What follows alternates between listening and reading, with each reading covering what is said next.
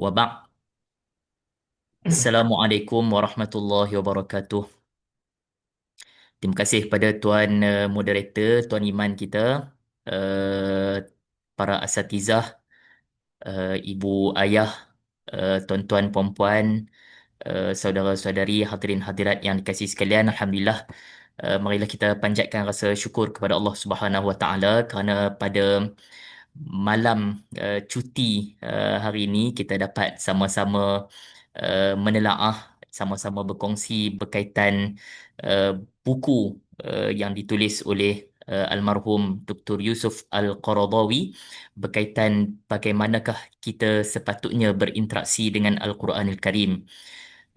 Saudara-saudari sekalian, ibu ayah yang saya hormati, mudah-mudahan pertemuan kita pada malam ini mendapat taufik dan hidayah daripada Allah Ta'ala, dan mudah-mudahan kita tergolong di kalangan golongan yang Nabi kita SAW sebut, khairukum man ta'allama al-Qur'ana wa 'allamah. Sebaik-baik di kalangan kamu adalah mereka yang mempelajari Al-Quran dan berniat untuk menyampaikannya. Jadi mudah-mudahan kita belajar membaca Al-Quran, belajar hukum hakam tajwid, belajar tafsir, belajar berkaitan nama-nama, sifat-sifat, maqasid Al-Quran dan seumpamanya. Mudah-mudahan ada hidayah dan taufik, dan Allah golongkan kita di kalangan hamba-hambanya, insya-Allah. Uh, Tuan-tuan sekalian, hari ini tajuk kita adalah berkaitan maqasid Al-Quran. Dalam pertemuan yang lepas, kita telah menyebut berkaitan keistimewaan Al-Quran. Kita berkongsi berkaitan keistimewaan Al-Quran, khasais Al-Quran. Dan kita dah jawab satu persoalan secara ringkas. Bagaimanakah berinteraksi dengan Al-Quranil Karim? Jawapan pertamanya adalah dengan kita menghayati, mentadabbur, mendalami nama-nama dan sifat-sifat Al-Quran. Daripada nama-nama dan sifat-sifat Al-Quran inilah maka Dr. Yusuf Al-Qaradawi sampaikan kepada kita, kongsikan kepada kita berkaitan khasais Al-Quran. Hari ini kita nak masuk berkaitan tajuk yang kedua, iaitulah maqasid Al-Quran. Jadi secara umumnya, kalau kita tanya kepada diri kita, kaifa nata'amal ma'al Quran, bagaimana kita sepatutnya berinteraksi dengan Al-Quran? Jawapan keduanya adalah dengan kita mengetahui maqasid, matlamat, tujuan, motif, hikmah, rahsia di sebalik penurunan Al-Quranul Karim. Okey, jadi itu tajuk kita hari ini berkaitan maqasid Al-Quran. Kita pergi kepada slide yang ketiga, Tuan Iman. Kita nak, kalau boleh kita nak cepat hari ini, insya-Allah. Jadi maqasid Al-Quran, istilah ini nampaknya makin popular pada akhir-akhir ini. Ada beberapa istilah di kalangan para ulama kita uh, ketika membicarakan berkaitan maqasid Al-Quran. Ada beberapa istilah. Kalau boleh saya nak kongsikan sikit. Boleh jadi tuan-tuan, perempuan baca karya-karya Imam Al-Ghazali, baca karya-karya Imam An-Nawawi, baca karya-karya para ulama kita yang terdahulu. Mereka sebenarnya juga menulis berkaitan maqasid Al-Quran. Tinggal lagi istilah yang mereka gunakan bukanlah istilah maqasid Al-Quran, mungkin mereka gunakan istilah lain. Jadi antara istilah-istilah lain yang digunakan adalah antaranya asrarul Quran, rahsia-rahsia Al-Quran. Asrarul Quran, rahsia Al-Quran. Jadi Al-Quran ada yang tersurat dan ada yang tersirat. Jadi kita berkawan dengan satu orang, semakin rapat persahabatan kita dengan seseorang, semakin lama kita bersahabat dengan seseorang, makin banyak rahsia-rahsianya yang kita dapat, yang kita tahu. Begitu juga bagi mereka yang bersahabat dengan Al-Quran. Semakin lama persahabatan kita dengan Al-Quran, semakin lama uh, uh, apa nama uh, kita mendalami Al-Quran, maka banyak rahsia-rahsia Al-Quran yang kita akan perolehi, insya-Allah. Antara nama lain bagi maqasid Al-Quran adalah Jawahirul Quran. Jawahirul Quran. Mutiara-mutiara Al-Quran.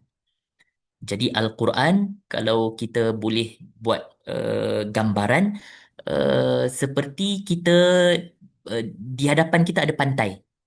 Di hadapan kita ada laut. Kita duduk di pantai dan kita sedang berhadapan dengan pemandangan lautan.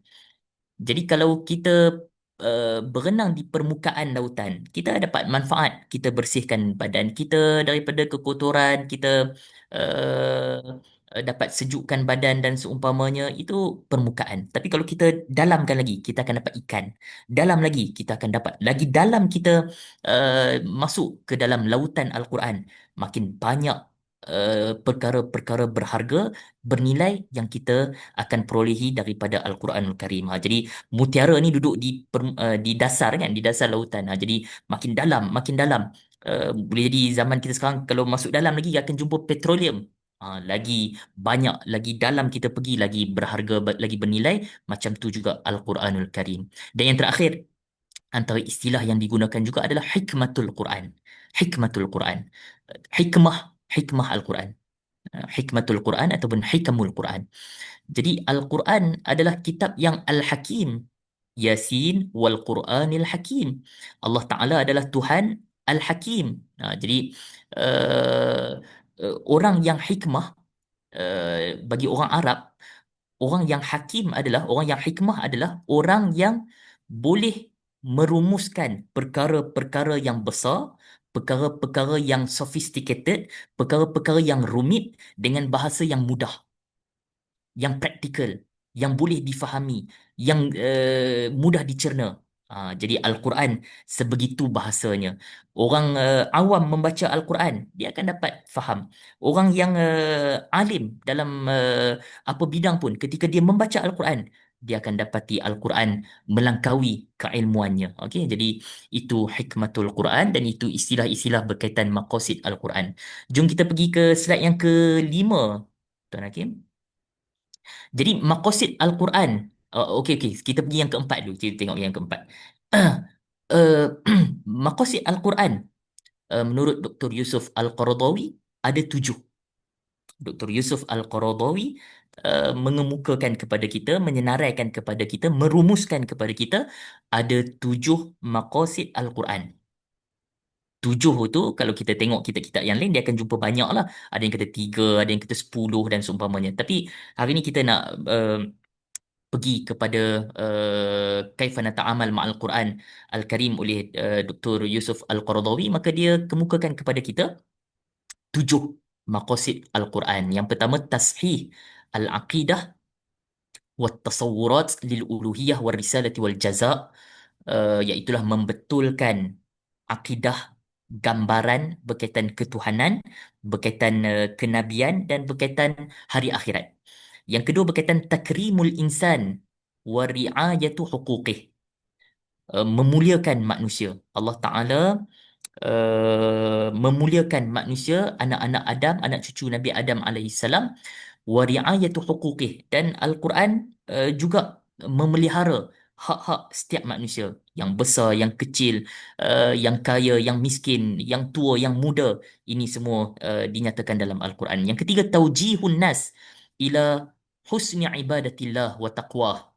Al-Quran memberi pedoman kepada sekalian manusia tentang bagaimanakah kita sepatutnya menjadi hamba kepada Allah Ta'ala dan macam manakah hakikat kita takwa kepada Allah Ta'ala. Ini banyak di dalam Al-Quran, nanti mudah-mudahan kita sempat untuk membicarakannya. Yang keempat, ad-da'watu ila tazkiyatin nafs Amin. al-bashariyah.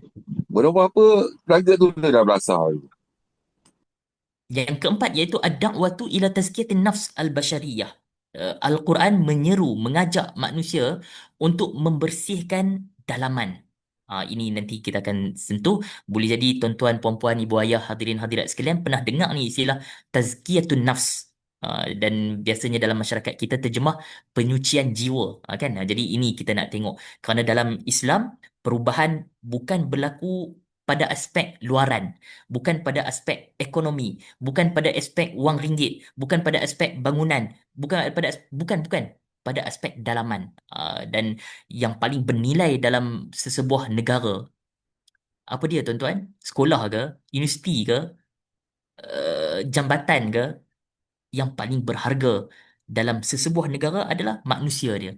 Okay, jadi ini menurut kacamata Al-Quran, dan ini penting manusia dibersihkan dalamannya. Yang kelima, takwinul usrah wa insaful mar'ah, membentuk keluarga yang soleh dan soleha, membentuk keluarga yang misali dan bersikap saksama terhadap wanita.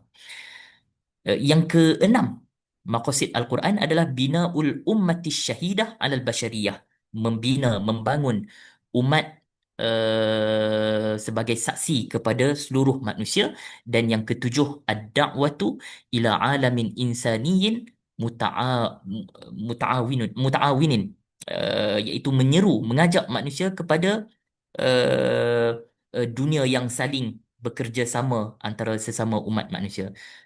Kita pergi ke slide yang kelima, Tuan Hakim. Ini terjemahannya. Oh, saya pulun nak baca yang bahasa Arab juga. Ada terjemahannya. Ya, ini terjemahannya ya. Jadi tuan-tuan sekalian jangan risau, saya nanti akan kongsikan insya-Allah, ataupun Tuan Hakim nanti, Tuan Iman nanti akan kongsikan kepada kita semua slide ni. Jadi ini terjemahannya.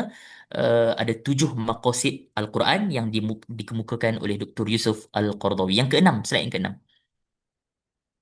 Jadi tuan-tuan sekalian, kalau kita tengok kepada 7 maqasid yang dikemukakan oleh Dr. Yusuf Al-Qaradawi, kita akan dapati Dr. Yusuf Al-Qaradawi senaraikan maqasid ini mengikut tahapan, mengikut fasa.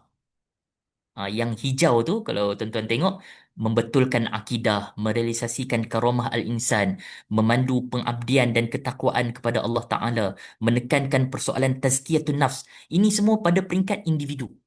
Ini semua pada peringkat kita sebagai manusia, sebagai individu. Selesaikan 4 tajuk ni, 4 perkara ni. Tahu tentang hak akidah yang betul, tahu tentang hak dan tanggungjawab kita sebagai suami, sebagai isteri, sebagai pemimpin, sebagai rakyat, sebagai ibu bapa dan seumpamanya. Kemudian kita tahu bagaimana mengabdi diri kepada Allah Ta'ala, mentaati perintah Allah Ta'ala, tahu tentang halal dan haram, iman dan kufur dan seumpamanya.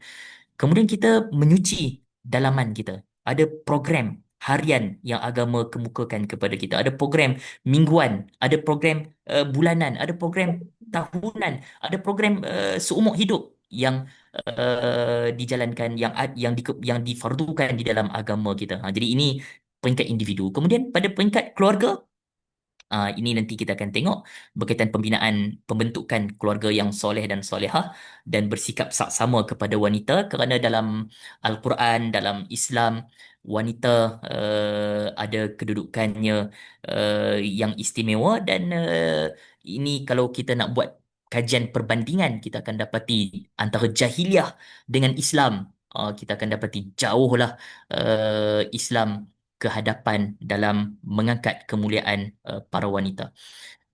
Kemudian pada peringkat masyarakat, pergi pada fasa masyarakat, membangun umat misali. Ini melibatkan tanggungjawab hak sesama umat Islam. Okey, ada tanggungjawab sesama umat Islam antara satu sama lain sampailah terbangun umat yang misali. Dan yang terakhir adalah menyeru kerjasama antara umat manusia. Ini melibatkan umat Islam dengan penganut agama yang lain. Okey, jadi ini mudah-mudahan kita sempat selesaikan secara ringkas dalam pertemuan kita pada malam ni insya-Allah. Kita pergi slide yang seterusnya, yang ketujuh. Okey, jadi jom kita nak masuk berkaitan maqasid yang pertama, iaitulah membetulkan akidah, gambaran dan persepsi berkaitan Tuhan, Nabi dan hari akhirat. Tuan-tuan sekalian, ini adalah tajuk yang paling penting. Ini tajuk yang paling fundamental, paling asas dalam Al-Quran. Hampir keseluruhan juzuk dalam Al-Quran, semua dalam surah-surah Al-Quran, inilah uh, inilah tajuk perbahasannya, inilah temanya. Okey, jadi jom kita tengok apa yang Dr. Yusuf Al-Qaradawi kemukakan kepada kita. Yang pertama, i'tabara al-Quranu syirk a'zam jarimatin yaqtarifuha makhluk. Al-Quran menganggap jenayah paling dahsyat, paling besar yang dilakukan oleh manusia, yang dilakukan oleh makhluk adalah syirik kepada Allah Ta'ala. Inna syirka la zulmun azim. Sesungguhnya syirik kepada Allah Ta'ala adalah kezaliman yang sangat dahsyat.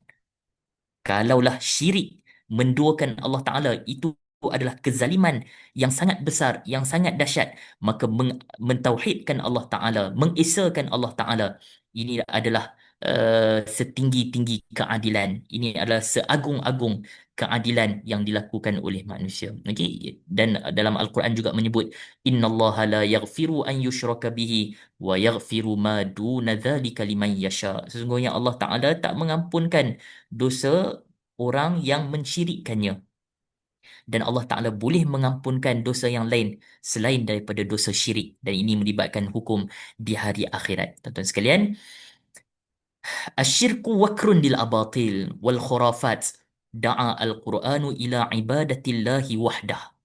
Al-Quran menyeru manusia untuk menjadi hamba kepada Allah Ta'ala semata-mata. Kita hanya menjadi hamba kepada Allah Ta'ala, tak jadi hamba kepada selain Allah Ta'ala. Itu uh, kesimpulan dalam Al-Quran.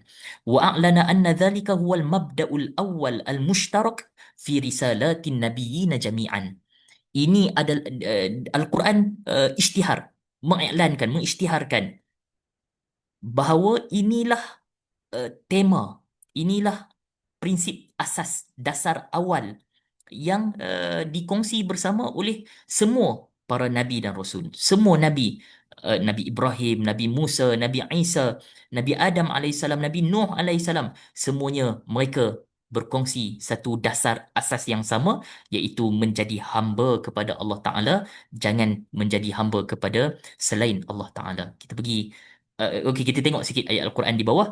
Walaqad ba'athna fi kulli ummatin rasula. Kami telah bangkitkan pada setiap umat rasul, seorang rasul. An ya'budullah. Apa mesej para nabi dan rasul? Jadilah hamba kepada Allah, wajtanibut taghut, dan jauhkan diri kamu daripada taghut. Apa maksud taghut? Taghut adalah semua selain dari semua elemen, semua entiti yang menjauhkan kita daripada menjadi hamba kepada Allah Ta'ala. Okay, jadi itu Taghut. Taghut nanti dalam Al-Quran akan jelaskan kepada kita. Taghut, Fir'aun, Taghut, Syaitan, Taghut. Dan ini bentuk-bentuk Taghut yang ada dijelaskan di dalam Al-Quran. Seterusnya, kita pergi slide yang seterusnya. Dan Al-Quran uh, buka seluas-luasnya ruang, pintu untuk manusia mendekatkan diri kepada Allah Ta'ala. Fala makana lis-samasirah wal wusata. Tak ada kedudukan dalam Al-Quran, tak ada kedudukan dalam Islam. Mana-mana orang yang nak jadi individu tengah di antara Allah dan hamba-hambanya. Alladzina ihtaqaru al-alaqata bainallahi wal khalqih. Ini selalu berlaku dalam banyak agama-agama dalam dunia. Bila ada golongan yang dakwa diri mereka sebagai orang tengah di antara manusia dengan Allah Ta'ala, maka berlakulah monopoli, ihtikar. Berlaku penyelewengan dekat situ. Okey. Wa awhamu al-bashar annahu la yumkin al-wusula ila Allah, la yumkin al-wusulu ila Allah illa an tariqihim. Ni selalu berlaku dalam agama-agama dalam dunia. Mereka, golongan-golongan yang monopoli ini, selalu mendakwa tak ada jalan untuk sampai kepada mereka, kepada Allah Taala, melainkan mesti melalui jalan mereka. Dan ini bercanggahan dengan mesej Al-Quran. Wa idza sa'alaka ibadi anni fa inni qarib. Apabila hamba-Ku bertanya tentang aku, wa idza sa'alaka ibadi anni, apabila hamba-Ku bertanya kepada kamu wahai Nabi Muhammad tentangku, fa inni qarib, maka sesungguhnya aku ini sangatlah dekat. Tuan-tuan sekalian, dalam Al-Quran, kalau kita tengok dalam Al-Quran, banyak ayat yang sebut yas'alunaka anil ahillah qul hiya mawaqitu linnas. Mereka bertanya kepada kamu tentang uh, bulan sabit. Katakan kepada mereka, jawab kepada mereka, yas'alunaka 'anir ruh. Mereka bertanya kepada kamu tentang ruh. Qul. Dalam Al-Quran macam tu. Yas'alunaka 'an dzil qarnain. Qul. Yas'alunaka 'anil khamri wal maisir. Qul. Mereka bertanya tentang sekian sekian sekian sekian, maka Allah Taala perintah Nabi untuk jawab, qul. Katakanlah.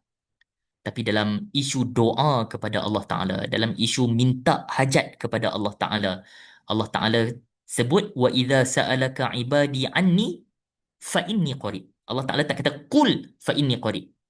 Dan ini memberi isyarat kepada kita dalam isu doa. Kita minta kepada Allah Ta'ala, kita mengadu kepada Allah Ta'ala, mudah-mudahan Allah Ta'ala mendengar dan memperkenankan doa kita, dan ini kita mohon secara ikhlas hati kepada Allah Ta'ala tanpa ada orang tengah. Okey. Inna da'wat tauhid hiya asasul hurriyatil haqqah. Ini juga manusia hari ini angkat slogan kebebasan, liberty. Tapi kata Dr. Yusuf Al-Qaradawi, sesungguhnya dakwah mentauhidkan Allah Ta'ala ini adalah asas kebebasan, asas kemerdekaan yang sebenar. Tuan-tuan sekalian, dalam kalangan manusia ada yang jadi hamba kepada Fir'aun, ada yang jadi hamba kepada pangkat, ada yang jadi hamba kepada duit ringgit, ada yang jadi hamba kepada makhluk, hawa nafsu. No. Al-Quran nak supaya kita jadi hamba hanya kepada Allah Ta'ala. Tuan-tuan sekalian, dalam hadis Nabi kita sebut sallallahu alaihi wasallam, ta'isa abdud dinar, ta'isa abdud dirham. Hinalah, celakalah mereka yang jadi hamba kepada dinar, jadi hamba kepada dirham. Tuan-tuan, ini kita muhasabah diri. Kita dalam solat kita sebut Allahu Akbar. Berapa kali kita sebut Allahu Akbar? Banyak. Saya dulu pernah kira setiap solat kita ni berapa kali kita sebut Allahu Akbar. Tuan-tuan sekalian, Allahu Akbar maksudnya Allah Maha Besar. Setelah banyak kali kita sebut dalam solat kita, Allahu Akbar, Allahu Akbar, Allahu Akbar. Nanti raya pun kita akan sebut lagi, Allahu Akbar, Allahu Akbar. Setiap hari kita sebut Allahu Akbar. Muazzin akan sebut Allahu Akbar, Allah Maha Besar, Allah Maha Besar. Setelah itu yang kita ucapkan di lidah kita, adakah lagi yang lebih besar selain daripada Allah Ta'ala?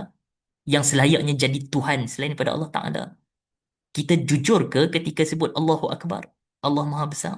Setelah kita sebut Allahu Akbar, Allah Maha Besar, hawa nafsu kita lebih besar daripada Allah Ta'ala punya arahan dan perintah. Allahu Akbar, Amerika lebih besar, Rusia lebih besar, China lebih besar.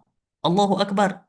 Saya uh, untuk muhasabah diri kita, dan mudah-mudahan kita hayati kata Dr. Yusuf Al-Qardawi, inna da'wat tauhid hiya asasul hurriyatil haqqah. Sampaikan dalam Islam kita nak merdeka daripada hawa nafsu sendiri. Dan ini sebenar-benar kemerdekaan. Wahia asasul ikha wal musawah, menjadi hamba kepada Allah Ta'ala dan manusia makhluk yang lain semua adalah sama. Ini juga adalah asas persaudaraan. Saya, kemudian tuan-tuan hadirin hadirat, kita Arab, Ajam, kulit gelap, cerah dan seumpamanya, kita adalah saudara. Tak ada siapa-siapa pun yang boleh dakwa dirinya adalah kaum pilihan Tuhan ataupun juzuk daripada Tuhan ataupun darah keturunan Tuhan. Na'udzubillah, ini tak berlaku dalam Islam. Seterusnya. Oh, tak apa, nanti kita akan sentuh ni tajuk ni insya-Allah. Uh, Okey, sebelum tu kita kita pergi sekejap yang ke-9 ni. Nanti ingatkan saya ni tajuk berkaitan agnostik dengan etis kalau sempat kita bincang. Cuma saya nak sebut secara cepat tuan-tuan sekalian. Sebenarnya tajuk maqasid yang pertama ni, membetulkan salah faham berkaitan Allah, Nabi dan Rasul ni sebenarnya tajuk yang besar. Takut-takut saya zalim lah pula kalau bahas perkara yang penting macam ni dengan masa yang singkat macam ni. Tapi secara cepat saya nak sebut. Tuan-tuan sekalian, kita baca surah Al-Fatihah. Surah Al-Fatihah dianggap sebagai ummul kitab, ummul Quran, inti kepada Al-Quran, inti kepada Alkitab. Uh, tiga ayat yang terawal dalam Al-Quran, tiga ayat yang terawal dalam surah Al-Fatihah. Alhamdulillahi Rabbil Alamin, Ar-Rahmanir Rahim, Maliki Yaumiddin. Ini adalah kesimpulan berkaitan akidah kita dalam Islam. Alhamdulillahi Rabbil Alamin, Ar-Rahmanir Rahim, Maliki Yaumiddin. Ketiga-tiga ayat ini adalah asas bagi iman kita, akidah kita sebagai umat Islam. Alhamdulillahirabbil alamin ini berkaitan beriman kepada Allah. Ar-Rahmanir Rahim, Maliki Yaumiddin. Allah Taala adalah Tuhan Ar-Rahman, Tuhan Ar-Rahim, dan Allah Taala Maliki Yaumiddin, pemilik ataupun raja pada hari akhirat. Yaumiddin. Yaumiddin maksudnya beriman dengan hari akhirat. Beriman dengan hari akhirat. Tuan-tuan sekalian, dalam enam rukun yang kita pelajari tentang rukun iman tu, mana yang paling penting? Mana yang paling asas? Dua. Beriman kepada Allah dan beriman pada hari akhirat. Ini yang paling penting. Ini level yang paling asas. Beriman kepada Allah, beriman kepada hari akhirat. Ini yang paling penting, yang paling asas. Ini rukun bagi agama. Dan dalam Quran, dalam hadis, kita akan jumpa banyak Allah Ta'ala gandingkan iman kepada Allah dan iman hari akhirat. Man kana yu'minu billah wal yawmil akhir falyaqul khairan aw liyasmut. Siapa yang beriman kepada Allah, beriman pada hari akhirat, bercakap yang baik ataupun diam. Akan jumpa banyak ayat Quran macam tu dan hadis macam tu. Beriman kepada Allah ini permulaan agama, beriman kepada hari akhirat ini penutup kehidupan kita, penghujung kehidupan kita. Ha. Uh, kemudian beriman, uh, kemudian Allah Taala, Alhamdulillahirabbil alamin, Allah Taala adalah Tuhan semesta alam, menciptakan kita, menciptakan alam ni, menyediakan segala manfaat untuk umat manusia. Allah Taala sifat dia Ar-Rahman Ar-Rahim. Allah Ta'ala Tuhan yang kasih kepada hamba dia dengan cukup mendalam, cukup meluas, dan Allah Ta'ala Ar-Rahim, konsisten kasih kepada hamba dia. Tuan-tuan sekalian, kerana Allah Ta'ala kasih kepada hamba dia, maka Allah Ta'ala utuskan Nabi dan kitab. Kerana Allah Ta'ala Ar-Rahman, kerana Allah Ta'ala Ar-Rahim, maka Allah Ta'ala turunkan kitab, turunkan panduan, turunkan wahyu. Dan Allah Ta'ala utus bersama dengan Nabi dan Rasul. Jadi kalau ada orang yang mempertikaikan tentang Nabi dan Rasul, mempertikaikan tentang wahyu, maka kita tanya kepada dia, awak beriman tak kepada Allah Ta'ala? Beriman. Kalau beriman, awak sedang tak Allah Ta'ala kasih kepada hamba dia, sayang kepada hamba dia? Kalau setuju, maka Allah Ta'ala menterjemahkan, kalau boleh saya guna istilah tu, menterjemahkan kasih sayangnya dengan menurunkan wahyu, menurunkan Nabi dan Rasul, dan ini melalui perantaraan para malaikat. Dan kerana itulah Nabi adalah wa ma arsalnaka illa rahmatan lil alamin. Dan kerana itu juga Al-Quran adalah hudan wa rahmatan lil muhsinin. Ini semua adalah terjemahan rahmat Allah Taala kepada umat manusia. Jadi beriman kepada Allah, beriman kepada malaikat, beriman kepada kitab, beriman kepada Rasul. Jadi itu yang tiga-tiga tu pada Ar-Rahman Ar-Rahim. Kemudian Malik Yaumiddin, ini rukun iman yang kelima, iaitulah beriman dengan hari akhirat, beriman dengan qada dan qadar. Beriman dengan qada dan qadar terkandung pada Alhamdulillahirabbil alamin. Allah Taala bila menciptakan alam ini, Allah Taala menciptanya dengan segala kesempurnaan ilmunya, kesempurnaan kekuasaannya, ilmunya, kudratnya, iradatnya. Maka di situlah perbahasan berkaitan qada dan qadar. Mudah-mudahan harapnya tuan-tuan dapat tangkap formula dalam surah Al-Fatihah. Sebenarnya surah Al-Fatihah ni formula. Semua perkara balik pada surah Al-Fatihah. Dan akidah kita, iman kita, rukun iman kita, ini formulanya pada 3 ayat yang terawal dalam surah Al-Fatihah, atau 4 ayat yang terawal dalam surah Al-Fatihah. Nanti mudah-mudahan kita sambung lagi tajuk ni. Yang seterusnya, yang kedua, maqasid yang kedua. Maqasid kedua adalah Al-Quran um, mengajak untuk manusia merealisasikan konsep karamah al-insan dan menjelaskan hak serta tanggungjawab manusia. Tuan-tuan sekalian, karamah al-insan maksudnya apa? Maksudnya Allah Ta'ala memuliakan manusia. Allah Ta'ala melantik manusia sebagai khalifah. Sebagai khalifah. Dan khalifah ini berdasarkan ayat dalam surah Al-Baqarah, uh, ketika Allah Ta'ala berkata kepada sekalian para malaikat, inni ja'ilun fil ardi khalifah ataj'alu fiha man yufsidu fiha wa yasfiku dima wa nahnu nusabbihu bihamdika wa nuqaddisu lak. Tuan-tuan sekalian, Allah Ta'ala bila ciptakan alam ni, Allah Ta'ala ciptakan dengan semua manfaat untuk umat manusia berkaitan makan, minum, udara, tanah, lautan dan seumpamanya, itu semua adalah untuk manusia. Wallazi khalaqalakum ma fil ardi jami'an. Ayat sebelum tu sebut kan. Kemudian Allah Ta'ala jadi ciptakan manusia sebagai khalifah. Malaikat kemudian bertanya, uh, adakah Tuhan ciptakan uh, khalifah di muka bumi ini, mereka yang akan melakukan tumpah darah dan melakukan kerosakan?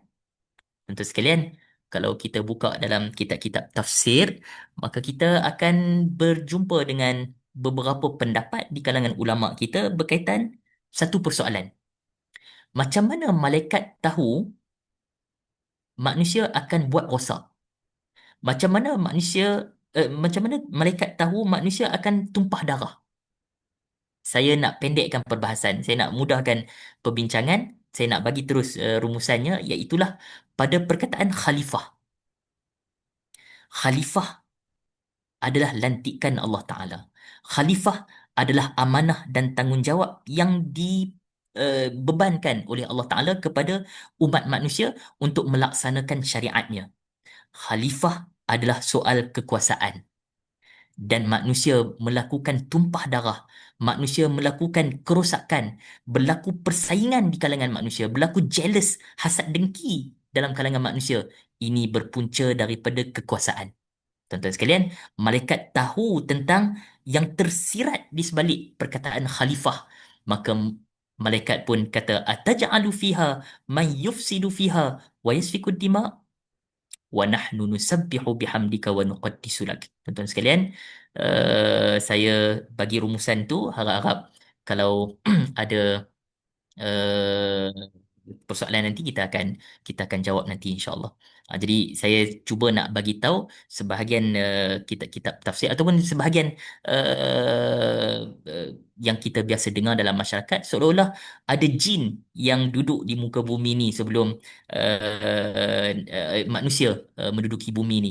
Berlaku tumpah darah di kalangan jin. Kerana itu malaikat pun tahu. Jadi tuan-tuan sekalian, saya nak nak kita berpegang bahawa sebaik-baik pentafsiran adalah menafsirkan Al-Quran dengan Al-Quran. Dan ini nanti kita akan sentuh nanti dalam pertemuan yang keempat ataupun kelima nanti insya-Allah. Walaqad karramna bani Adam. Kami telah muliakan, kata Allah Ta'ala, sekalian anak-anak Adam. Laki, perempuan, tua, muda.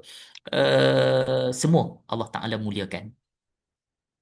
وَحَمَلْنَاهُمْ فِي الْبَرِّ وَالْبَحْرِ. Allah Ta'ala permudahkan manusia untuk bergerak, bermusafir, baik melalui jalan daratan ataupun jalan lautan.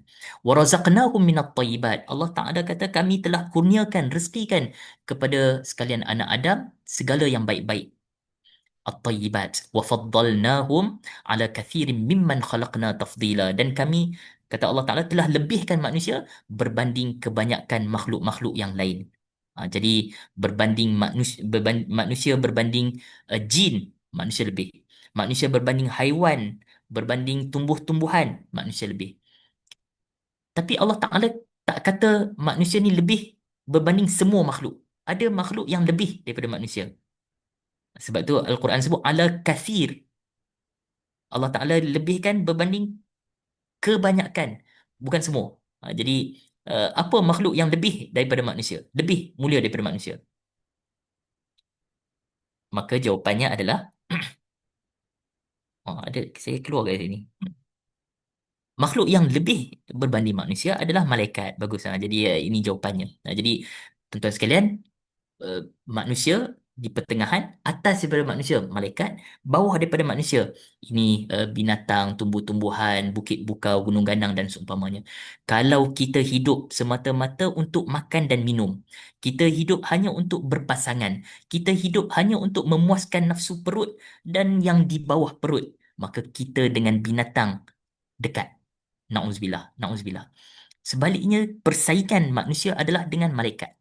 Tuan-tuan sekalian, kerana itulah malaikat ketika menyebut wa nahnu nusabbihu bihamdika wa nuqaddisu lak, Nabi kita ajar kita untuk bersaing, untuk berlumba dengan malaikat. Maka Nabi baca dalam sujud baginda, Subuhun Kudusun Rabbuna Rabbul Malaikati Warruh. Subuhun Kudus Rabbul Malaikati Warruh.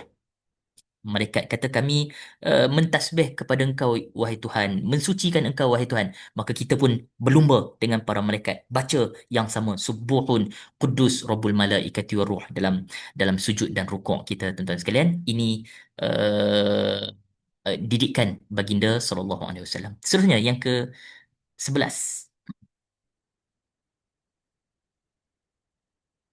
Kerana itu Al-Quran uh, marah, ingkar kepada mereka manusia yang menghinakan diri mereka dengan menjadi hamba kepada makhluk-makhluk yang lain. Pi sujud kepada matahari, sujud kepada bulan.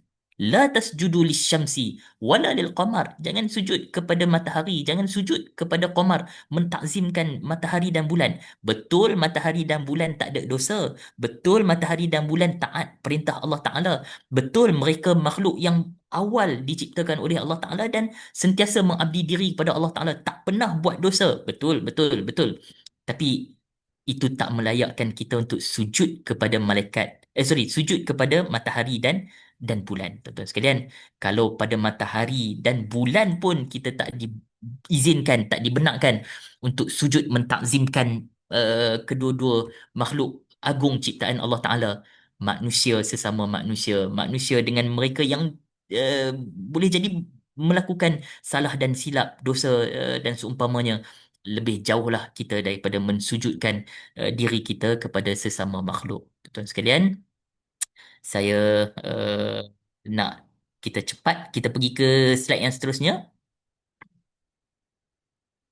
Ah, kerana Al-Quran menekankan konsep karamah al-insan, manusia makhluk yang dimuliakan Allah Taala, maka tak ada yang terkecuali daripada kaedah ni. Janganlah kerana dia kaya, dia dimuliakan. Dia miskin, dia dipandang enteng, dipandang hina. No. Nilai manusia bukan pada harta benda. Jadi, kita selalu bayang mereka yang masuk ke dalam neraka ni siapa? Jadi, cuba kita tengok ni, dialog yang berlaku dalam neraka yang Al-Quran rakamkan. Masalakakum fi saqar. Dalam tafsir menyebut di kalangan penduduk syurga tanya masalakakum fi saqar. Boleh jadi ini juga dialog antara malaikat. Sebagian ahli tafsir kata malaikat, apa yang menyebabkan kamu kena salai di neraka saqar ni? Qalu, kata ahli neraka, lam naku minal musallin. Kami bukan di kalangan orang yang mendirikan solat. Kami bukan orang yang mendirikan agama, tak solat. Walam nakun nut'imul miskin, dan kami bukan di kalangan orang yang memberi makan kepada orang miskin. Tuan-tuan sekalian, tak bagi makan kepada orang miskin, tak prihatin kepada orang susah, keras hati, buat tak endah kepada golongan mustad'afin. Ini adalah sebab punca seseorang masuk ke dalam neraka yang dirakamkan dalam Al-Quran, dan ini dalam surah Al-Mudathir. Ini dalam surah Al-Mudathir, surah yang awal turun kepada Nabi kita sallallahu alaihi wasallam, dan ini menggambarkan bagaimana agama ni dari awal lagi meraihkan hak orang-orang miskin, orang-orang susah. Nanti sampai masanya nanti kita akan sentuh lagi tajuk Ara'aital ladzi yukadzibu biddin. Nanti saya akan bagi contoh tu nanti dalam pertemuan-pertemuan yang akan datang insya-Allah. Seterusnya, ah anak kecil pun macam tu juga. Uh, Boleh jadi kita tengok dia budak kecil, jadi kita pun anggap dia kecil. No, bunuh anak kecil, bunuh orang besar. Di sisi Al-Quran, bunuh anak kecil walaupun dia kecil, khit'an kabira, inna qatlahum kana khit'an kabira. Nah, jadi ini jangan pandang. Saya minta kita highlight pada perkataan kabira. Kalau Al-Quran kata sesungguhnya bunuh anak kecil adalah dosa, berhenti dekat situ, kita faham. Tapi Quran highlight lagi, khit'an kabira, bunuh anak kecil adalah dosa besar. Kecil pada pandangan kamu, remeh pada pandangan kamu, tak, dia besar. Tuan-tuan sekalian, Gaza, berapa ramai anak-anak Gaza yang terbunuh? Berapa ramai bayi yang kehilangan ibu dan ayah. Kita buat tak indah, kita buat tak kisah. Dunia buat tak indah, buat tak kisah, tak ambil tindakan. No, jangan macam tu. Jangan macam tu. Itu tanda hati kita keras. Na'udzubillah. Seterusnya. Oh, ini okey, tak apa, nantilah kita bincang nanti masa kita tak cukup ni. Oh, ni kalau kita ada masa kita nak bincang lah tentang apa nama PBB punya statement dan seumpamanya. Okey, tak apa, terus. Yang ketiga, maqasid Al-Quran juga adalah memandu manusia tentang ibadah dan ketakwaan kepada Allah Taala. Allah Ta'ala mencipta manusia untuk jadi hamba kepadanya. Kita ni disuruh untuk beribadat. Ibadat satu dengan ibadat zahir, yang kedua dengan ibadat batin. Ibadat zahir maksudnya solat, puasa, zakat. Maksudnya anggota zahir kita yang bergerak, yang bertindak, itu ibadat zahir. Ibadat batin, ini juga banyak dalam Al-Quran. Ikhlas, mahabbah, tawakal, khauf, roja. Ni semua melibatkan ibadat batin.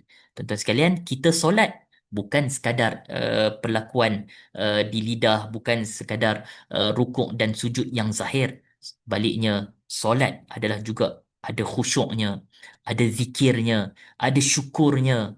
Itu dalam solat. Dalam kita berpuasa, bukan sekadar tahan lapar dan dahaga. Sebaliknya kita diajar untuk zuhud. Zuhud juga ibadat batin. Zuhud maksudnya meninggalkan uh, perkara yang haram dan mengambil yang halal pada kadar yang sepatutnya. Itu maksud zuhud. Meninggalkan yang haram dan mengambil yang halal pada kadarnya. Maksudnya tak sewenang-wenangnya, tak sepenuh-penuh hatinya kita dengan perkara halal. Mentang-mentang halal makan 24 jam. Mentang-mentang halal sentiasa dengan pasangan dan anak-anak 24 jam. Tak ada lawan hawa nafsu, tak ada lawan apa nama kehendak cita rasa sendiri. No, no, no. Puasa ajar kita untuk zuhud. Makan memang halal, minum memang halal, bersama dengan isteri halal, tapi ambil pada kadarnya. Itu apa nama ibadat batin yang diajak dalam Al-Quran. Tuan-tuan sekalian, seterusnya slide yang ke-17.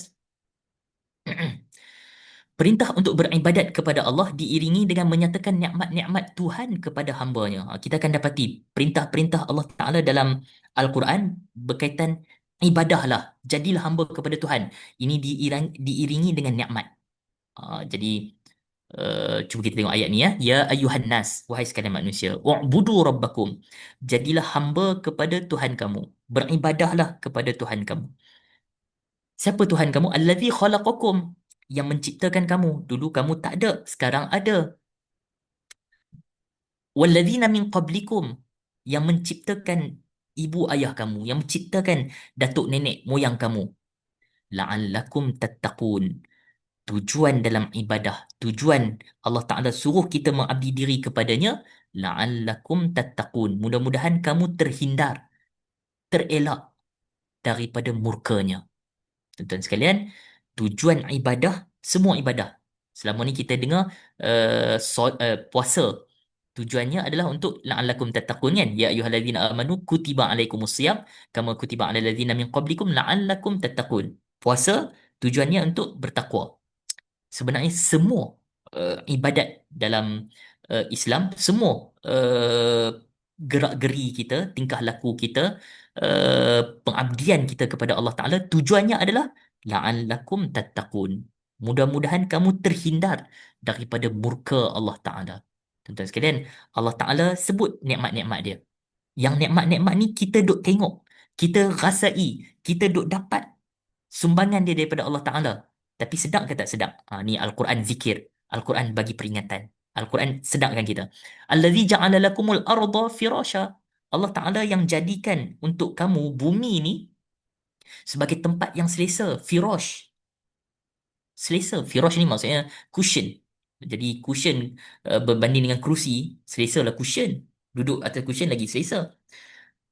Bumi ni selesa. Kalaupun berlaku gempa bumi dalam berapa tahun, berapa minit saja berlaku gempa bumi tu, Macam boleh jadi kerusi kita lagi banyak gempa bumi daripada bumi ni sendiri kan.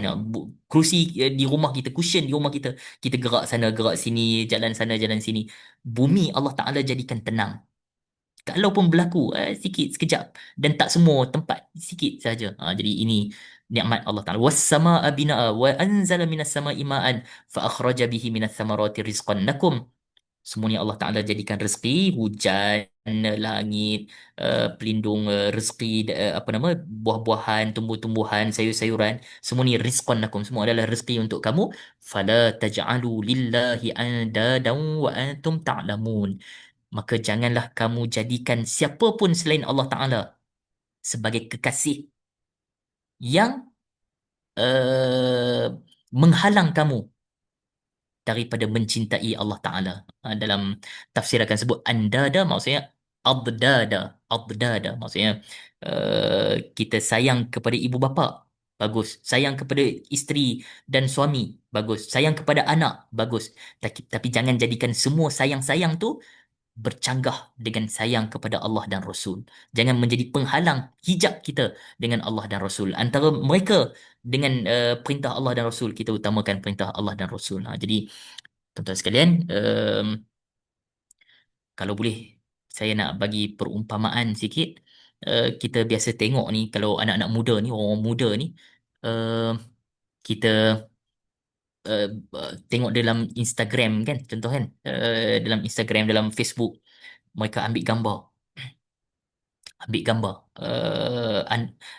apa nama, orang muda perempuan ambil gambar dekat mana, uh, inilah tempat makan yang mewah. Saya tak mau sebutlah mana tempatnya, tempat makan mewah, ambil gambar mewah, makan mewah.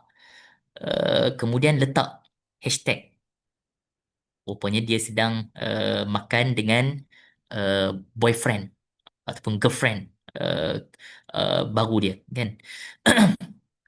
Boyfriend dan girlfriend ni baru je dikenal, baru masuk universiti, baru dapat putusan SPM ni, baru SPM baru berlangsung kan. Nanti habis SPM nanti ambil gambar. Jadi orang muda bercinta, kemudian keluar dating, keluar makan tengah hari sama-sama, kemudian pasangan masing-masing ambil gambar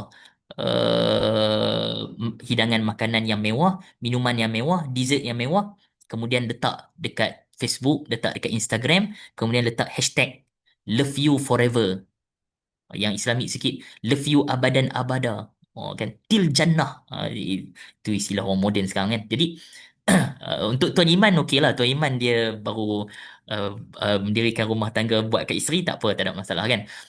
Tuan-tuan sekalian, uh, saya nak sebut, cuba tengok orang yang bercinta. Cuba tengok orang yang bercinta. Dia berkenalan dengan kekasih dia baru berapa bulan, baru berapa hari.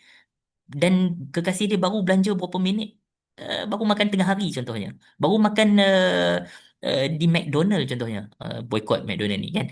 Tapi sebab tempat cantik, tapi kita ambil gambar. Tuan-tuan sekalian, uh, kekasih dia baru belanja untuk makan tengah hari, tapi sayangnya, cintanya yang mendalam, sampaikan dia kata til jannah, kalau boleh sampai ke syurga lah kita bersama. Love you forever, love you abadan abada, cinta selama-lamanya. Tuan-tuan sekalian, kita akan dapati sebahagian percintaan ni ada unsur perhambaan, kerana ada unsur menghinakan diri, kerana ada unsur takut kehilangan kekasih dia, kerana ada unsur mengharap sesuatu kepada kekasih dia. Takut dan mengharap tu cinta. Al-khawf, wal-raja, wal-mahabbah, itu semua sama dengan ibadah. Sekali lagi saya ulang. Takut, harap, cinta sama dengan ibadah, pengabdian. Dan kita akan dapati dalam lagu-lagu cinta, cuba buang tengok perkataan kekasih tu, ataupun buang tengok nama kekasih tu, letak nama Tuhan, kita akan dapati lagu-lagu tu adalah lagu-lagu ketuhanan. Sebahagian daripada percintaan tu juga ada unsur perhambaan. Jadi hati-hati bagi orang muda kalau ada yang ada dengan kita hari ini, ya, yang muda, kalaupun bercinta jangan sampai ke tahap pengabdian kepada sesama makhluk. Sebaliknya itu kawan kita, itu pasangan kita, tapi kita bukan jadi hamba kepadanya. Dia juga bukan hamba kepada kita. Masing-masing kita ada tanggungjawab dengan Allah Taala untuk taat dan tinggalkan larangannya. Seterusnya, oh panjang pula dekat situ. Seterusnya, yang keempat, menyeru kepada penyucian jiwa manusia. Ini berkaitan tazkiyatun nafs. Manusia ada unsur jasmani, ada unsur akli, akal, dan ada unsur rohani, roh. Uh, dan ketiga-tiga ni ada kewajipannya. Kewajipan bagi jasmani kita adalah Islam. Islam maksudnya total submission, total surrender, serah diri mutlak, taat, patuh kepada perintah Allah Ta'ala. Itu Islam. Itu Islam.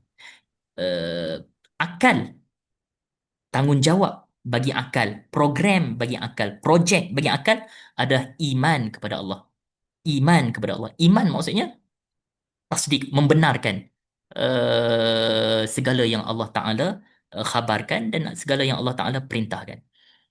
Ruh, program bagi roh, projek bagi roh, nama dia ihsan. Islam, iman, ihsan. Islam untuk jasmani kita, iman untuk akal kita, roh untuk ataupun ihsan adalah untuk roh. Okey, jadi itu kewajipan. Kemudian ketiga-tiga ni ada penyakit dia. Jasmani kita ada penyakit, akal kita pun ada penyakit, roh dia pun ada penyakit. Kita kena hati-hati, hindar diri kita daripada penyakit-penyakit ni. Okey, jadi ini tajuk berkaitan penyucian jiwa. Oh, saya takut tak selesai juga ni. Kalau bolehlah saya sebut sikit secara rumusan. Kalau sakit jasmani, pergi jumpa doktor. Kalau ini dalam Al-Quran ada ayat-ayat berkaitan perubatan, berkaitan jasmani, tapi uh, ini bukan yang utama, ini bukan yang asas dalam Al-Quran. Ada tapi bukan yang asas. Akal, oh ini banyak.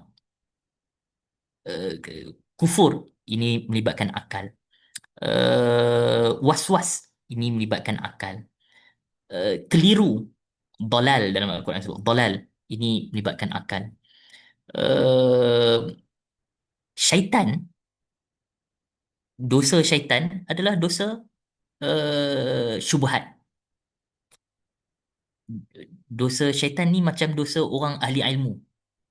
Uh, syait, uh, Syaitan, Allah Ta'ala perintah untuk sujud kepada Nabi Adam. Syaitan bukan sekadar tak buat, bukan setakat dia tak sujud, tapi dia bagi alasan, dia justify, dia halalkan perbuatan salah dia. Tuan-tuan sekalian, itu dosa iblis. Dan itu juga dosa ahli ilmu. Na'udzubillah, kita minta lindung. Buat salah satu hal, tapi awak justify, awak halalkan kesalahan awak, itu bahaya, itu masalah. Itu dosa iblis. Nabi Adam alaihissalam buat dosa juga. Makan larangan buah yang dilarang Allah Ta'ala. Uh, tapi Nabi Adam bertaubat, insaf dia. Dan dosa Nabi Adam kita namakan sebagai dosa syahwat. Dosa syahwat. Dan dosa syahwat ni kita kena lawan. Lawan nafsu, keinginan kita, mata kita, telinga kita, lidah kita. Jangan asal viral kita pun serbu dan seumpamanya ni dosa syahwat. Jangan asal orang lain buat kita pun buat. Ini dosa syahwat. Tuan-tuan sekalian, dosa syahwat kita mesti hindari, kita mesti lawan. Tapi dalam banyak keadaan, mereka yang terjebak dalam, ataupun dalam beberapa keadaan, dalam beberapa keadaan dosa syahwat uh, mudah dirawati berbanding dosa syubhat. Nabi Adam alaihissalam makan makanan yang haram, cepat dia tersedar dan terus dia bertaubat kepada Allah Taala.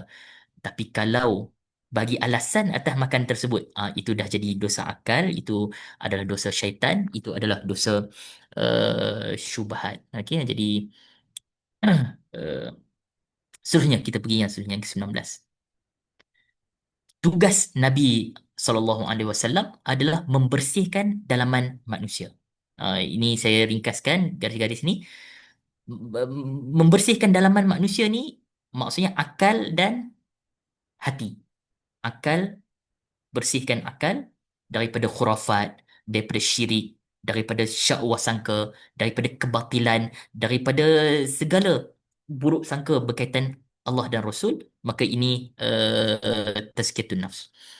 Bersihkan hati daripada uh, kekerasan, uh, ataupun kekasaran amalan jahiliah.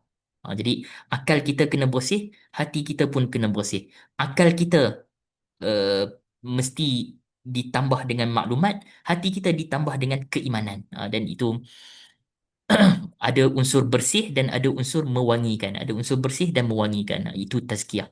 Jadi unsur bersihnya akal kita daripada syirik dan khurafat, wangikan dia dengan berfikir, dengan tafakkur, dengan iman kepada Allah Ta'ala, tadabbur ayat-ayat Al-Quran dan patuh kepada perintah Rasul Sallallahu Alaihi Wasallam. Hati kita pun macam tu, bersihkan hati kita daripada takabur, hasad dan seumpamanya. Kemudian kita wangikannya dengan ikhlas, dengan tawakal, dengan sabar, dengan syukur dan seumpamanya. Yang seterusnya, yang ke-20, membina keluarga misali. Ini matlamat dalam Al-Quran yang kelima, maqasid Al-Quran yang kelima, dan bersikap saksama kepada wanita. Jadi ayat Al-Quran yang biasa kita baca, wa min ayatihi an khalaqalakum min anfusikum azwaja. Di antara tanda-tanda kebesaran Allah Taala adalah Allah Taala ciptakan kamu, wahai sekalian para lelaki, para suami, daripada spesies kamu, bangsa kamu, daripada keturunan kamu, daripada spesies kamu, min anfusikum, azwaja, pasangan-pasangan. Lelaki ada perempuan, jantan ada betina, ada utara ada selatan. Itu semua sistem dalam alam ni. Litaskunu ilaiha, supaya kamu dapat hidup selesa dengannya. As-sukun. Wa ja'ala bainakum mawaddatan wa rahmah. Dan Allah Ta'ala jadikan di antara kamu mawaddah, kecenderungan, keserasian antara satu sama lain, dan rahmah dan belas kasih antara satu sama lain. Inna fi dzalika laayatin liqaumin yatafakkarun. Kalau boleh saya sebut sikit, litaskunu ilaiha tu kita gariskan, kita letak perkataan as-sukun. As-sukun maksudnya ketenangan dalam perkahwinan. Matlamat dalam perkahwinan adalah supaya mencapai ketenangan. Ketenangan di situ maksudnya ketenangan biologi kita. Ketenangan biologi kita, manusia ada fitrahnya, cenderung lelaki kepada perempuan, perempuan kepada lelaki. Dengan berkahwin, maka kita salurkan fitrah tu pada jalan yang halal. Maka dapatlah ketenangan. Dan daripada perkataan litaskunu ilaiha ni juga memberi isyarat tentang kewajipan para suami untuk menyediakan maskan, tempat tinggal. Kewajipan untuk para suami untuk menyediakan maskan, tempat tinggal. Mawaddah secara isyaratnya, uh, tadi kita sebut mawaddah ni kecenderungan kan, keserasian. Mawaddah secara isyaratnya bermaksud hubungan suami isteri. Dan ini hak suami dan hak isteri untuk saling menunaikan tanggungjawab masing-masing, memenuhi keperluan fitrah masing-masing antara suami dan isteri. Mawaddah. Rahmah, anak dan zuriat. Rahmah secara isyaratnya menunjukkan anak dan zuriat. Jadi ini ahli tafsir melihat secara yang tersurat dan yang tersirat, dan uh, ini daripada ayat ni menunjuk tentang kewajipan-kewajipan yang perlu dilaksanakan oleh suami dan isteri. Seterusnya yang ke ni Tuan Iman dan semua tuan-tuan perempuan, saudara-saudari sekalian yang ada pasangan, malam ni sebelum tidur buat soalan, buat punchline dengan isteri masing-masing, dengan suami masing-masing, berdasarkan ayat Quran ni. Hunna libasun lakum wa antum libasun lahun. Isteri kamu adalah pakaian bagi kamu para suami, dan suami dan kamu para suami adalah pakaian bagi isteri kamu. Buat punchline, buat soalan. Apa persamaan awak dengan pakaian? Apa persamaan awak dengan pakaian saya? Buat tengok, cari tengok apa dia persamaan. Jadi mudah-mudahan kita fahamlah ayat ni. Okey. Dan cuba tengok yang garis bawah tu. Bulan puasa, ini kita berapa hari lagi nak masuk bulan Ramadan? Kurang 1 hari lagi nak masuk Ramadan. Dalam banyak ayat-ayat puasa tu, Allah Ta'ala tak tinggal tajuk berkaitan hubungan suami isteri.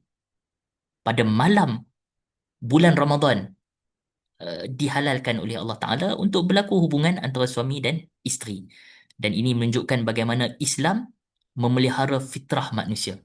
Bulan Ramadan, bulan manusia hampir jadi malaikat. Kalau tak jadi wali Allah, hampir jadi malaikat. Maksudnya, makan pun kurang, minum kurang, Quran, Qiyamul Lail, witir, hampir nak jadi malaikat. Itu pun Allah Ta'ala, Al-Quran tak tinggal tentang kewajipan ataupun keperluan manusia, hubungan suami dan isteri. Tuan-tuan sekalian, ini yang disebut dalam Al-Quran. Seterusnya yang ke-22. Membangun umat misali yang menjadi saksi buat manusia keseluruhannya. Jadi dalam Al-Quran menyebut kuntum khaira ummatin ukhrijat linnas. Kamu suatu masa dahulu adalah sebaik-baik umat yang dikeluarkan untuk sekalian manusia. Umat Islam adalah sebaik-baik umat, dan kalau boleh saya nak gariskan sikit, kuntum di situ secara spesifiknya merujuk kepada generasi terawal dalam Islam. Dengan sebab tu disebut kuntum. Kana yakunu. Kana. Kuntu kuntum. Kan? Jadi ini dalam fi'al madhi ni. Kuntum. Kamu satu masa dulu. Ini merujuk kepada generasi yang terawal dalam Islam, adalah sebaik-baik umat yang dikeluarkan untuk sekalian manusia. Ta'muruna bil ma'ruf. Kamu sentiasa melakukan amar ma'ruf dan sentiasa mencegah kemungkaran dan sentiasa beriman kepada Allah Ta'ala. Jadi uh, Islam, ataupun umat Islam adalah umat yang universal, umat yang keluar, ukhrijat linnas, dikeluarkan. Berbeza dengan Bani Israel. uh, Udkhulul ardal muqaddasah, kan, dalam dalam Al-Quran, udkhulu, masuk. Tak, umat Islam bukan masuk tapi keluar, ukhrijat linnas. Dan ini menyebabkan umat Islam bermusafir dari satu negeri ke satu negeri. Hijrah ini satu tajuk penting dalam kalangan umat Islam. Inni muhajirun ila rabbi, ini disebut oleh Nabi dalam dalam Al-Quran. Dan kita akan jumpa para sahabat Nabi, maqam mereka bukan di Mekah, bukan di Madinah, ada yang di Jordan, ada yang di berbagai tempat. Dan ini menunjukkan bagaimana universalnya umat Islam menyebarkan risalah agamanya ke seluruh alam. Seterusnya, ni kalau ada masa kita nak buat latihan lah. Dalam agama kita ada 5 perkara yang dijamin. Menjaga agama, menjaga nyawa, menjaga keturunan, menjaga akal, menjaga harta. Dan setiap 5-5 perkara ni yang dijamin ni ada unsur ma'ruf dia dan ada unsur mungkar dia. Ma'ruf untuk dikembangkan, mungkar yang dikekang.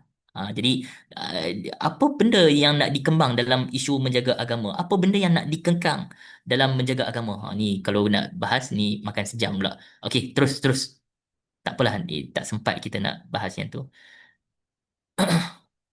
Ini pun nampak gayanya kita nak kena cepat. Pendeknya saya nak sebut, eh, umat Islam bertanggungjawab untuk bersatu padu, berpegang teguh dengan tali Allah. Wa'tasimu bihablillahi jami'an wala tafarraqu. Berpegang teguhlah dengan tali Allah semua sekali. Semua sekali. Allah, saya nak minta kita gariskan jami'an, semua sekali. Maksudnya bukan pemimpin saja ataupun bukan rakyat saja, bukan alim ulama saja, bukan orang awam saja. Maksud jami'an, semua. Semua. Jangan ada yang terkecuali. Wa'tasimu bihablillahi jami'an wala tafarraqu. Tak cukup sekadar berpegang kuat dengan tadi Allah, dengan Al-Quranul Karim, tapi wala tafarraqu, jangan berpecah belah. Dan tuan-tuan sekalian, kalau tengok ayat sebelum ayat ni, pergi ayat yang ke atas, kita akan jumpa ayat yang selalu kita baca ataupun khatib baca dalam dalam solat Jumaat. Ya ayyuhallazina amanu taqullaha haqqa tuqatih wa la tamutunna illa wa antum muslimun. Tuan-tuan sekalian, Islam sama dengan bersatu padu. Kufur sama dengan berpecah belah. Allah Ta'ala perintah untuk kita beriman kepada dia, untuk kita jangan mati melainkan dalam Islam. Allah Ta'ala juga suruh sejurus daripada tu supaya kita bersatu padu dengan berpegang kuat dengan tali Allah. Allah Ta'ala larang kita kufur. Dengan sebab tu jangan mati melainkan dalam Islam. Jangan kufur. Allah Ta'ala juga larang jangan kita berpecah belah. Jadi ini uh, tauhidul ummah dengan tauhidul ilah, ini sama. Ini Dr. Yusuf Al-Qaradawi jumpa ni dalam banyak khutbah-khutbah pidato dia, kita akan jumpa tu. Okey, tauhidul ummah, tauhidul ilah. Ini saling apa nama berkait. Dan saja saya nak kongsi tu gambar Syekh Yusuf Al-Qaradawi di Pakistan. Ini hari kematian, kewafatan Abul A'la Al-Maududi, pemikir ulama Pakistan yang masyhur, dan hari kewafatan beliau Dr. Yusuf Al-Qaradawi lah yang menjadi imamnya. Jadi ini ramai nak tunjuk umat Islam adalah umat yang kuat, ramai bilangan kita. Macam manalah umat yang ramai macam ni dengan negeri yang kaya serba sudut. Kita semua umat Islam adalah negeri-negeri yang berpotensi secara hasil mahsulnya, tapi kita jadi umat yang paling lemah, yang paling dibuli, yang paling murah darah dia, yang paling hina air mata dia. Nauzubillah, ini kita kena muhasabah. Seterusnya, yang ketujuh, yang terakhir, Al-Quran menyeru kepada kerjasama antara umat manusia. Maksudnya dalam Islam, umat Islam disuruh untuk saling bersatu padu sesama umat Islam, dan umat Islam juga disuruh untuk bina hubungan kerjasama dan bantu membantu pada perkara kebaikan kebajikan, wala ta'awanu 'alal ismi wal 'udwan, antara umat sesama manusia. Jadi risalah dalam Islam sifat dia alami, universal. Seterusnya kita tengok. Kita akan tengok ni ayat ni, jami'an lil alamin dan seumpamanya tadi, ayat yang kita yang ke-25 tadi. Okey, yang ke-26, uh, dan ini yang difahami oleh para sahabat Nabi ridwanullah alaihim ajma'in. Berkat dakwah baginda Nabi, mereka setelah kewafatan Rasulullah, mereka berdakwah. Mereka kalaupun berperang berjihad di jalan Allah Taala, mereka bukan mengangkat senjata uh, semata-mata mengangkat senjata, tak, sebaliknya untuk mempertahankan agama. Dan cuba tengok mesej mereka, nahnu qaumun ibta'athana Allah linukhrija man sya' min ibadatil ibad ila ibadatillahi wahdah wa min dhiqid dunya ila si'atiha wa min jawril adyan ila adlil Islam. Ini mesej yang dirumuskan oleh sahabat Nabi ridwanullah alaihim ajma'in. Kami adalah satu kaum yang diutuskan oleh Allah Ta'ala untuk mengeluarkan manusia daripada perhambaan sesama manusia. Ada yang jadi hamba kepada Kaisar, ada yang jadi hamba kepada Kisra, ada yang jadi hamba kepada Firaun. No, kita nak keluarkan manusia daripada perhambaan sesama makhluk, daripada kesempitan dunia, jadi hamba kepada ekonomi, hamba kepada duit ringgit, hamba kepada hasil mahsul dan seumpamanya, ila si'ati dunia wal akhirah. Maksudnya ada yang lebih luas daripada dunia. Dunia ni sempit, dunia ni ajilah, kalut, serba segera. Ada yang lebih panjang, yang lebih abadi, yang lebih kekal, iaitu hari akhirat.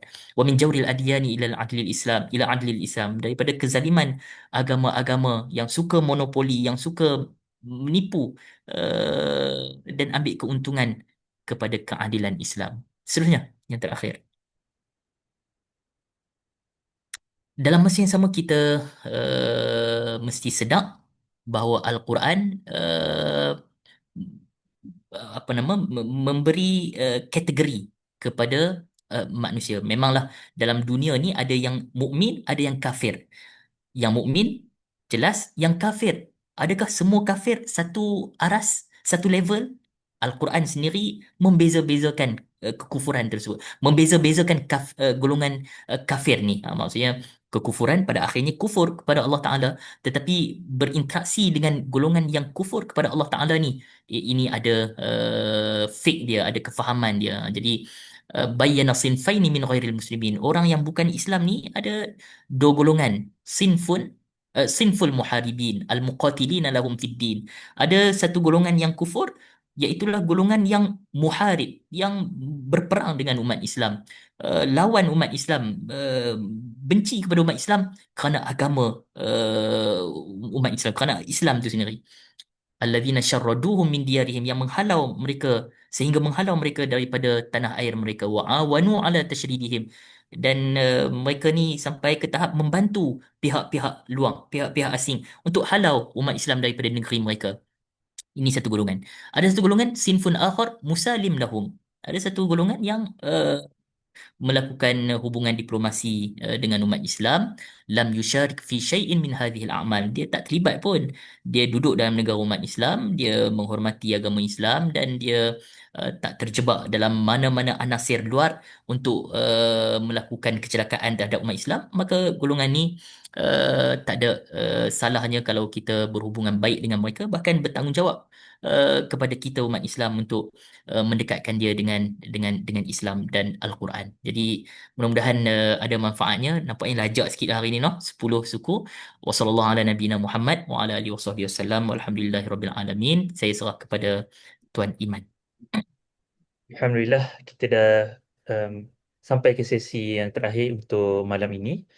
Dan kalau saya nak boleh recap sedikit, sesi pada malam ini kita membincangkan tentang khasais Al-Quran ataupun kekhususan Al-Quran. Syekh Yusuf Al-Qaradawi menyenaraikan ada 7 khasais. Yang pertama dan paling pertama adalah untuk tashih al-aqidah, untuk kita membersihkan akidah, membetulkan semula akidah. Dan ia dituruti dari satu tahap ke tahap sampailah ia akhirnya menjadi kepada uh, kerjasama antara sesama manusia, ta'awun bainan nas itu. Jadi insyaAllah kalau diizinkan Ustaz, kita nak buka mungkin 2 soalan kot malam ni. Kalau ada dari kalangan peserta, sahabat-sahabat kita malam ni nak bertanya kepada Ustaz, silakan bertanya. Boleh tulis dekat ruangan chat ataupun nak buka mic untuk bertanya secara langsung terus boleh. Okay, dah ada dah soalannya daripada saudara Amir Farhan, pelajar Unisiraj. Oh, okay. Okay, yang pertama, apakah status akidah seorang yang mendakwa ada manusia lain sebelum Nabi Adam? Soalan pertama. Soalan yang kedua, bagaimana pula berinteraksi dengan penemuan fosil manusia lama dari sudut Islam? Syukran Ustaz. Okay.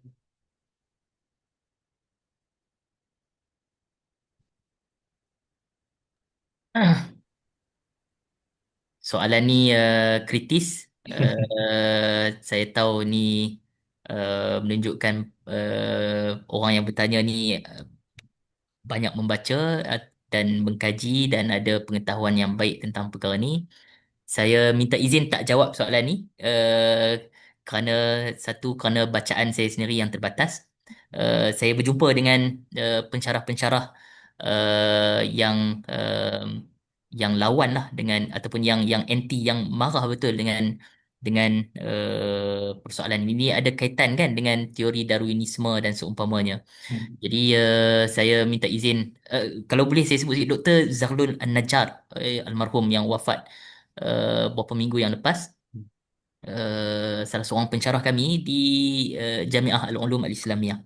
Dan dalam sejarah beliau ada dialog, ada uh, hiwar, boleh kata debat kecil-kecilan lah dengan seorang tokoh juga, Dr. Abdul Sabur Syahin, Profesor Dr. Abdul Sabur Syahin.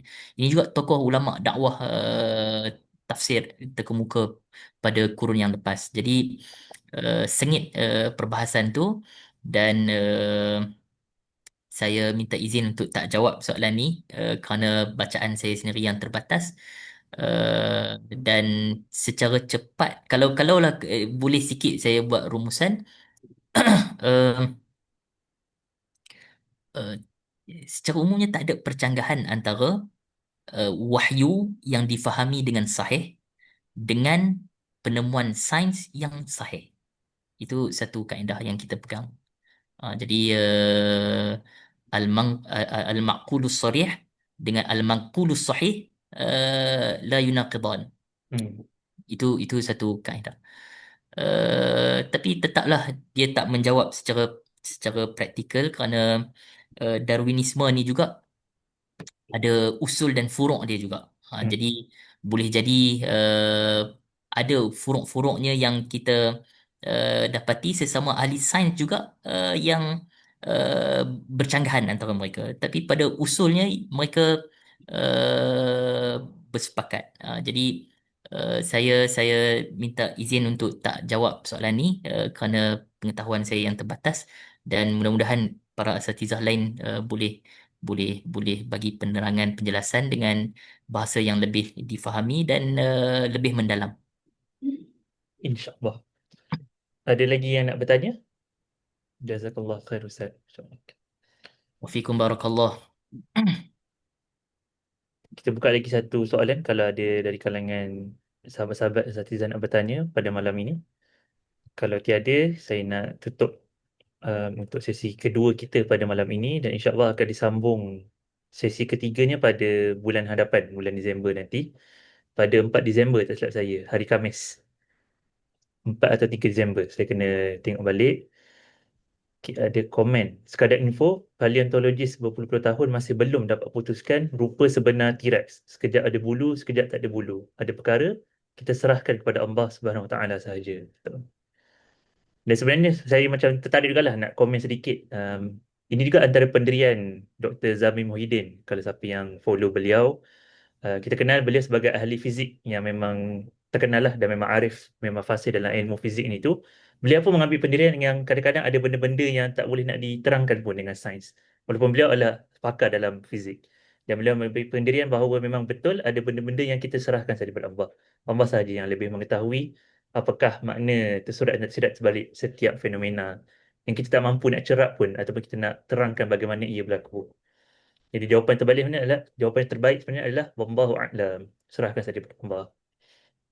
Baik, saya rasa itu sahaja sesi untuk malam ini. Saya Kita, ucapkan terima kasih. kalau boleh saya Okey. nak Oh, tambah sila sila sikit, sila. maksudnya kita serah urusannya kepada Allah Taala, dan dalam masa yang sama kita teruskan kajian, Betul. teruskan penelitian, dan tak bercanggah pun antara kita serahkan urusan ni kepada Allah Taala dengan kita mencari hikmah, mencari hakikat sebenar tentang perkara ni, dan kita akan dapati Al-Quran ataupun dalam sesengah keadaan keadaan ni menyebabkan kita teruji. Dan kita bila dalam keadaan teruji macam ni, kita sabar, kemudian kita minta doa kepada Allah Taala, Rabbana la tuzigh qulubana ba'da idh hadaitana wa hab lana min ladunka rahmatan innaka antal wahhab. Huda, petunjuk daripada Allah Taala, rahmah Hmm. daripada Allah Taala. Ini yang kita mohon, dan daripada huda dan rahmah ni lah datangnya golongan al-maghdub alaihim dan ad-dallin. Jadi kita nak elak semua ni, dan kita cari cari penjelasan dalam ilmu sains dan ilmu wahyu. Kemudian kita kita apa yang terjadi pada akhirnya, kita akan jumpa keesaan, keagungan dan kebenaran wahyu Allah, insya-Allah. InsyaAllah. Wassallallahu ala nabiyina Muhammad wa ala alihi wasallam. Alhamdulillah. Kita tutup dengan tasbih kafarah dan surah Al-Asr. Asr insan lafi khusr allazina amanu tawasaw bil haqq tawasaw. Alhamdulillah rabbil alamin. InsyaAllah nanti kalau ada kesempatan saya akan tulis rumusan hari ini di WhatsApp group, dan insyaAllah nanti kalau ada apa-apa kemaskini update tentang kelas-kelas seterusnya, kita akan maklumkan di dalam WhatsApp group. Jadi saya boleh minta juga pada rakan-rakan kalau boleh sebar-sebarkan lagi jemputan untuk orang lain untuk sertai grup kita ini. InsyaAllah kelas ini memang secara percuma sahaja. Memang dibuat untuk kita habiskan bacaan kitab Kaifa Nata'amal Ma'al Quran Al-Azim oleh Syekh Yusuf Al-Qaradawi.